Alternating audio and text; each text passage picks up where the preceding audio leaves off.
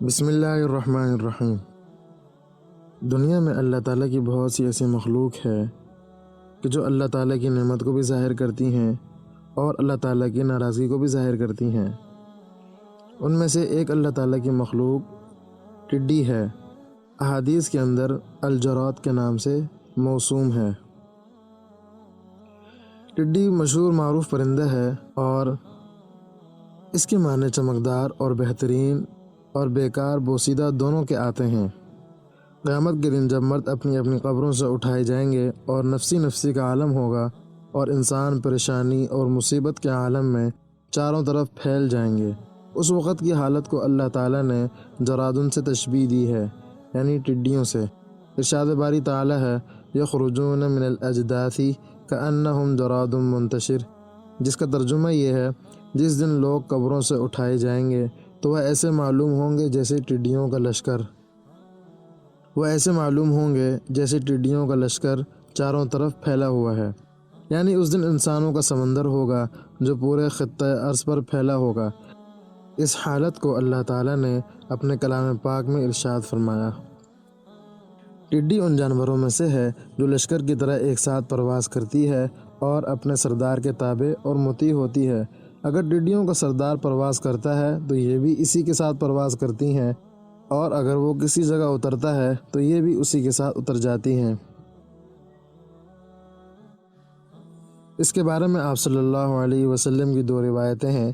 ایک روایت میں آپ صلی اللہ علیہ وسلم نے ارشاد فرمایا کہ تم ٹڈیوں کو ہلاک مت کیا کرو کیونکہ یہ حق تعالی شانہ کی فوج ہے۔ دوسری حدیث میں آپ صلی اللہ علیہ وسلم نے ان کی ہلاکت کے لیے دعا مانگی ہے۔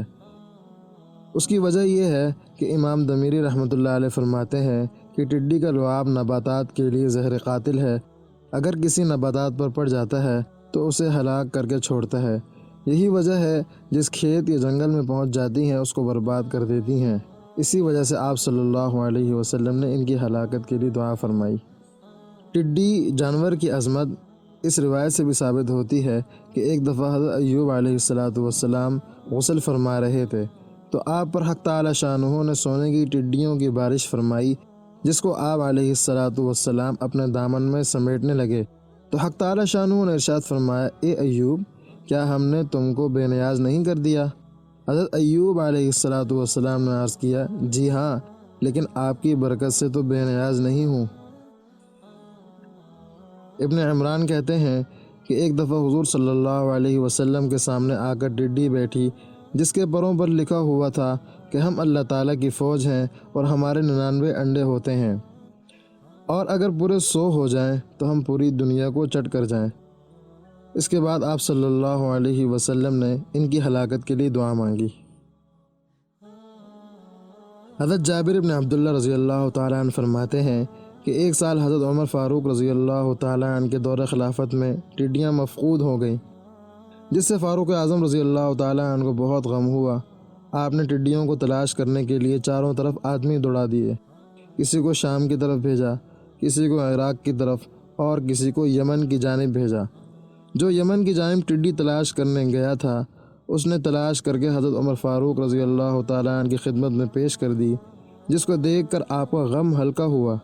آپ نے فرمایا، حق تعالی شانہ نے 1000 مخلوق کو پیدا کیا ہے، جس میں سے 600 دریا میں رہتی ہیں اور 400 خشکی میں رہتی ہیں، اور جب حق تعالی شانہ مخلوق کو فنا کرنے کا ارادہ کریں گے تو سب سے پہلے ٹڈیاں فنا کی جائیں گی، پھر اس کے بعد ایک کے بعد دیگرے دوسری مخلوق۔ محمد بن عیسیٰ فرماتے ہیں، اور نوادرات میں یہ بات ذکر کی گئی ہے کہ تمام مخلوق میں سب سے پہلے ٹڈیوں کو ہلاک کیا جائے گا، کیونکہ یہ ٹڈی اس مٹی سے بنائی گئی ہیں جو حضرت آدم علیہ السلام کے پیدا کرنے کے بعد بچ گئی تھی۔ امید ہے کہ ان باتوں کی وجہ سے آپ کے علم میں ضرور اضافہ ہوا ہوگا۔